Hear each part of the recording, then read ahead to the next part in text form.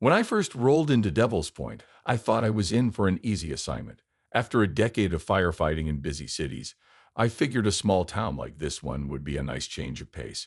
Population barely scraped 2,000, and the biggest news from the past year was a bear sighting near the local diner. I didn't expect much more than the occasional brush fire or a call to rescue a cat from a tree. But even as I drove down the empty main street, I could sense something was off. There was a quiet here that didn't sit right. A stillness that felt more like a held breath than peace. The firehouse itself stood at the end of a long gravel road, surrounded by tall pines that seemed to lean in just a little too close. The building was old, probably as old as the town, and the faded red paint peeled away in patches, revealing the weather-beaten wood beneath. It wasn't just the age that gave it character. There was a feeling about the place, like it had seen more than its fair share of tragedy. I could hear the creaks and groans of the old structure even before I stepped out of my truck. As I approached, a low growl cut through the silence. It was Rufus, the firehouse dog, a grizzled old mutt with wiry fur and a milky eye, who watched me with an intensity that was more unsettling than welcoming. Chief Hendrick was waiting for me inside. He was a gruff, no-nonsense type, with a thick beard streaked with gray and a voice like gravel. "Glad you made it," he said, shaking my hand with a grip that was firm but not friendly. "Devil's Point isn't like the cities. We do things a bit differently here." That much was obvious just from looking around. The place was practically a relic, with an ancient brass fire pole in the corner and equipment that looked like it belonged in a museum. There was an old radio mounted on the wall that crackled and hissed like it had a mind of its own. It wasn't long before Chief Hendrick handed me a sheet of paper titled Rules for Duty. There were about a dozen of them, each stranger than the last. Park the truck facing east. Don't look out the windows after dark. If the radio starts playing music, shut it off and do not turn it back on until sunrise. The last one really caught my eye. Burn something personal in the fire pit on the first of every month. I glanced up at the chief, expecting an explanation, but all I got was a shrug. "Don't think about them too much," he said. "Just follow them. It's kept us alive this long." The other firefighters treated the list with a sort of reverence, like they were reading from a holy book. I tried to ask one of them, a guy named Jim, who looked like he'd been around longer than the firehouse itself, what the rules were really for. He just gave me a tight-lipped smile and said, "You'll understand soon enough." That didn't do much to ease the knot forming in my gut. I was used to protocols, but this felt different. There was a seriousness to these rules, a kind of quiet urgency, like they weren't just meant to keep us safe from fire, but from something else entirely. It didn't take long for me to notice the oddities that went beyond just a strange list of rules. For one, Rufus was always on edge, pacing the halls and growling at corners where nothing seemed to be.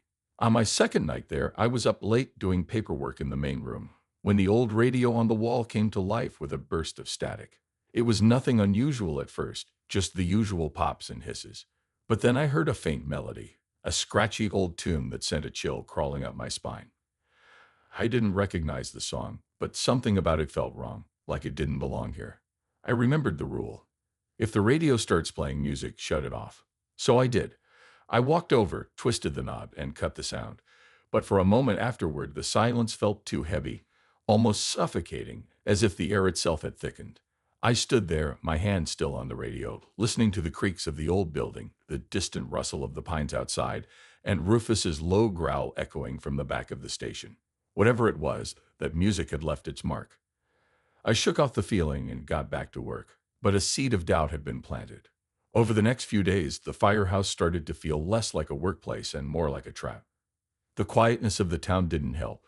It was the kind of silence that prickled at your nerves and made you hyper-aware of your own breathing. Even outside, the streets seemed too still, like the whole place was holding its breath. I found myself glancing over my shoulder more than once, half expecting to see someone, or something, standing just out of sight. I still followed the rules, though. Maybe it was out of respect for Chief Hendrick, or maybe it was the look in Jim's eyes when he said I'd understand soon enough. But there was more to it than that. It was the way the other firefighters moved and spoke, the way they seemed to avoid certain parts of the firehouse after dark, and the way they always made sure that truck was facing east at the end of every shift. It was in the way they burned their personal items in the fire pit, not with reluctance, but with a kind of grim acceptance. Something about this place wasn't right, and though I didn't know what it was yet, I knew that whatever lay beneath the surface of Devil's Point, it was more than just smoke and flames. It didn't take long before Devil's Point started to get under my skin. The odd quietness, the old firehouse's creaks and groans, and the way the trees seemed to close in a little more each day, all of it weighed on me. Even when there wasn't much to do, I found myself lingering near the truck or double-checking the rules, as if they might change on me. The other firefighters went about their routines like clockwork, always following the rules without question. The more I watched them, the more it felt like they were walking on a tightrope, always careful not to step out of line. Then came my first real brush with this strange side of Devil's Point. I was working a night shift alone in the main room when it happened. It must have been close to midnight, and I was about ready to head upstairs when the radio crackled to life. I felt the hair on the back of my neck stand up as a voice came through, faint at first, like it was broadcasting from far away. Then that same old song began to play, the one I had heard days before. It was slow and mournful, the kind of melody you might expect to hear at a wake, not in the middle of a firehouse. The rule was clear: shut it off and do not turn it back on until sunrise. I reached for the knob, but just before I could turn it, I thought I heard something else beneath the music, a voice, low and murmuring. It wasn't speaking in a way I could understand, more like a whispering hum that seemed to creep into my ears and settle in my skull. I shut the radio off, but the silence afterward wasn't any better. It was like the firehouse had exhaled, releasing all the tension that had built up in the air, leaving only a hollow stillness behind. I took a deep breath and turned to leave. But Rufus was there, standing stiff with his ears perked and his gaze locked on the radio, growling low in his throat. The encounter left me rattled, and though I didn't tell anyone about it, I could see in the eyes of the other firefighters that they knew, or at least they suspected. There were nods of acknowledgement when I came in for my next shift, the kind of looks you give someone who's joined a club you'd rather not be a part of. No one asked if I'd heard anything strange, and I didn't volunteer it. But that night, Jim came up to me as we were locking up. "Keep to the rules," he said, his voice lower than usual. "And don't go looking for answers. The less you know, the better." But I wasn't one to just accept things without at least trying to understand. I started looking into the history of Devil's Point, spending some of my off hours down at the local library. The librarian was an older woman who looked like she hadn't left her post in decades, and she barely glanced up as I asked for records on the town's fires. I dug through old newspaper clippings and handwritten logs, reading stories about fires that sprang up out of nowhere, often in the same patch of woods. There were tales of figures seen within the flames, though the details were always vague, like the witnesses couldn't quite describe what they saw or didn't want to remember. The deeper I went, the stranger it all seemed. There were accounts dating back over 100 years, all with the same patterns: woods catching fire, figures appearing in the blaze, and then nothing.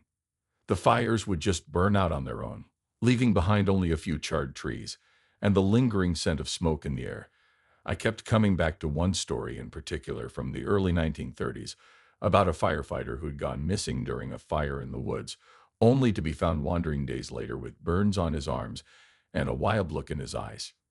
He never spoke about what had happened, and within a year he was dead, burned alive in his own home. Things took a darker turn when another fire call came in one night, sending us back to those same woods. This one was smaller than the last, but there was something about it that didn't feel right. The air around us seemed to crackle, not just with heat, but with a kind of tension that made my skin prickle. As I worked the hose, spraying water over the burning underbrush, I caught sight of something in the flickering light. At first, I thought it was a trick of the smoke, a shadow cast by the flames. But then I saw it move, tall and thin, drifting through the fire as though it were part of it. My stomach dropped, and I froze, staring at the figure. It wasn't human, not in any way I could make out. There were no features, just a shape that seemed to shift and flicker with the blaze. For a moment, it almost looked like it was reaching out towards us, or perhaps towards the fire itself. Then, as quickly as it had appeared, it was gone, swallowed up by the smoke. I stood there, hose in hand, my heart pounding in my chest. The others didn't seem to notice. They just kept working like nothing had happened. When we got back to the firehouse, Chief Hendrick was waiting. He didn't ask if I'd seen anything, but the look he gave me said enough. It was a look of someone who knew exactly what I'd seen and wasn't surprised. "You'll get used to it," was all he said before heading back into his office. His words stayed with me, more unsettling than reassuring. I didn't want to get used to it. I wanted to know what it was and why it seemed to be appearing more and more. After that night, I found myself following the rules a little more closely. Maybe it was out of fear, or maybe it was out of respect for whatever force seemed to be haunting Devil's Point. Either way, I couldn't shake the feeling that I was just starting to scratch the surface of something much deeper. There was a part of me that wanted to dig further to uncover whatever secrets the town was hiding.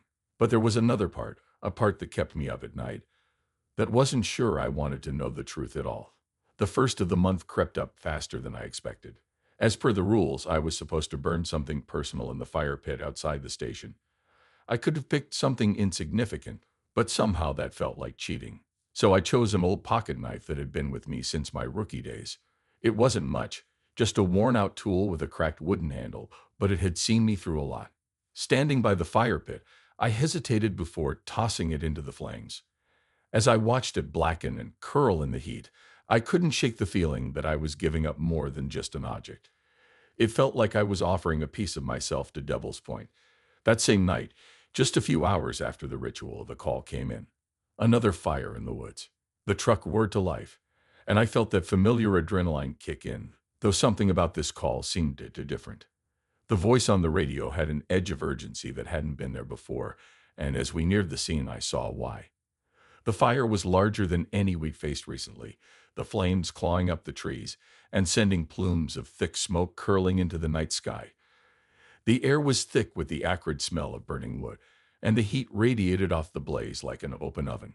We sprang into action, but as I moved deeper into the chaos, I heard something over the crackle of the flames. A voice. Faint, almost drowned out by the roar of the fire, but unmistakably there. A child's voice, crying out for help. I called out to the others, but no one seemed to hear me. It was as though the voice was meant for me alone, drawing me toward it. I tightened my grip on the hose and followed the sound, my heart pounding in my ears as I pushed through the smoke. And then I saw him, a young boy standing near the heart of the blaze. His clothes were smudged with soot, his face streaked with tears. The fire raged all around him, licking at the ground near his feet, but he stood still, as if he were frozen in place. I didn't think. I just ran toward him. The heat was overwhelming, searing my skin even through the heavy gear, but all I could focus on was getting that kid out. I scooped him up, shielding him as best as I could, and made a break for safety. But as I turned to head back, I saw it, again. The figure, taller than I remembered, its shape flickering and twisting within the flames. It was closer this time, and I could feel its presence like a weight pressing down on my chest. It seemed to shift toward us, the fire bending with it, almost as if it were guiding the flames to block our path. I could see nothing of a face, no features, just the suggestion of limbs and a head, glowing hot and bright. I pushed forward, running through the wall of heat, the boy clutched tightly in my arms. The world narrowed to the sound of my own ragged breathing and the crackling of the fire. I didn't dare look back. I could feel the searing heat at my back, as if the figure was reaching out, trying to drag us back into the inferno. I stumbled once, nearly losing my footing on a patch of uneven ground, but somehow I kept going, bursting through the last of the smoke and out into the cool night air. The others were there, pulling us away from the flames, dousing us with water to cool our gear. The boy was whisked off by the paramedics, his small face still streaked with soot but alive. Chief Hendrick was there too, his face hard as stone as he looked me over. "You broke a rule," he said, his voice low. "You should have called it in before going in alone." He didn't raise his voice or berate me, but there was an unmistakable weight to his words. I knew he was right. But what was I supposed to do? Leave a kid in the middle of a fire? I felt anger rising in me, along with the frustration of not understanding the rules I was expected to follow. The look Hendrik gave me then was different from before, a mixture of disappointment and something else, something like resignation. It was as if he had been expecting this, like he knew I'd reach a point where following the rules wouldn't be enough. I tried to push the incident out of my mind, but it gnawed at me. The figure had been closer than ever, more real, almost tangible. It wasn't just an apparition. It was something alive, something aware. I wasn't the only one feeling the aftershocks either. The other firefighters seemed more on edge than usual, giving me sidelong glances as if they were waiting for me to mention the figure or the boy's voice. But I kept it to myself. There was no point in talking about something none of us could explain. That night, as I lay in my bunk, I could still hear the crackling of the fire and see the figure's shape dancing in the darkness behind my eyelids. The boy's voice echoed in my mind, a haunting reminder that I had crossed a line, though I wasn't entirely sure where that line had been drawn. I had saved a life, But in doing so, I felt as though I had invited something else into my own, something that had been watching, waiting in the flames. The boy's rescue should have felt like a victory, but it didn't. There was a heaviness that hung over the firehouse after that night, a kind of tension that settled into the walls and refused to leave. Chief Hendrick's words kept echoing in my mind. You broke a rule. It wasn't just the chief either.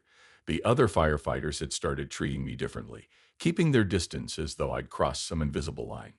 Even Rufus seemed wary, staying near me, but always with one eye on the door, like he was waiting for something to happen. I knew I should have been satisfied that the boy was alive, but instead I felt uneasy, like I had brought something back with me from that fire. The figure's presence still lingered in my thoughts, a memory that wouldn't fade. I kept seeing its flickering form in the edges of my vision, just for a split second, always gone when I turned to look. It was as if it was still watching, or worse, waiting for something. The more I tried to convince myself that it was just a trick of the light, the more certain I became that it wasn't. Then the dreams started. They were vivid, far too real for comfort. In them I was back in the woods, surrounded by the crackling of flames. The boy was there, standing in the middle of the fire, but this time he wasn't crying for help. He was staring at me with an expression that chilled me more than any blaze could, a look of quiet knowing. Behind him, the figure loomed, taller and darker than I remembered, the flames bending around its form. When I reached up to pull the boy away, he would shake his head slowly, as if to say it was already too late. The first night I woke from one of those dreams, my skin was damp with sweat, and the smell of smoke seemed to linger in the room long after I had shaken myself fully awake. I lay there in the darkness, trying to steady my breathing, but my heart kept pounding in my chest. The firehouse felt different too, like the air had thickened with something unseen. I told myself it was just the aftermath of a rough few nights, but a part of me knew that the fire had left a mark, not just on me, but on the firehouse itself. The next morning, I found something unexpected waiting for me in the main room, a new list of rules. The old sheet, yellowed and worn, had been replaced by a fresh piece of paper. The rules themselves were different now, more specific, almost as if they had been tailored just for me. Do not speak of what you see in the flames. If you hear a voice calling your name, do not answer. Burn a personal item on the first of each week, not just the month. As I read through them, a cold realization settled in. These weren't suggestions. They were warnings, and the stakes had just been raised. Chief Hendrick didn't offer any explanation when I asked about the new rules. He just looked at me with that same stern expression and said, "You're still here, aren't you?" There was no mistaking the meaning behind his words. I hadn't been sent away, which meant I was still part of whatever this was, bound by these strange rituals and rules. The realization brought a strange mix of dread and determination. I didn't know what I had stumbled into, but I wasn't about to turn away now. Not when the danger was so close, and the answers even closer. Outside of the firehouse, the town felt different too. I started noticing things I hadn't before, odd looks from the townspeople as if they knew something I didn't. There were whispers that would die down as I walked by, and even the air seemed to hum with an unspoken tension. It wasn't paranoia. It was as if I had somehow become a part of the town's story, woven into its dark fabric. And with each passing day, I found it harder to distinguish between the ordinary and the supernatural. The other firefighters had always been distant, but now their detachment was unmistakable.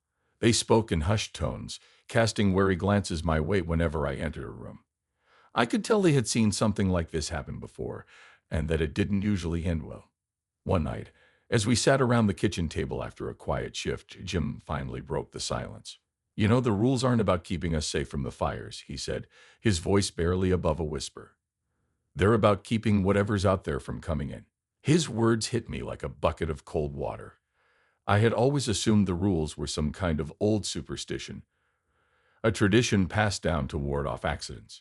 But if Jim was right, then the rules were about something much darker, a force that didn't just threaten to burn, it threatened to consume. The figure in the flames wasn't just a haunting, it was a warning, and the rules were the only thing standing between us and whatever lay beyond the fire. That night, as I lay in bed, I thought about the boy, the figure, and the new rules. I wasn't sure what Devil's Point had in store for me, but one thing was clear. I was in too deep to walk away now. The fire wasn't just something to be fought. It was something to be understood. And as much as I hated to admit it, I could feel a part of myself starting to accept that. The old life I had known was gone, replaced by something much stranger and much darker.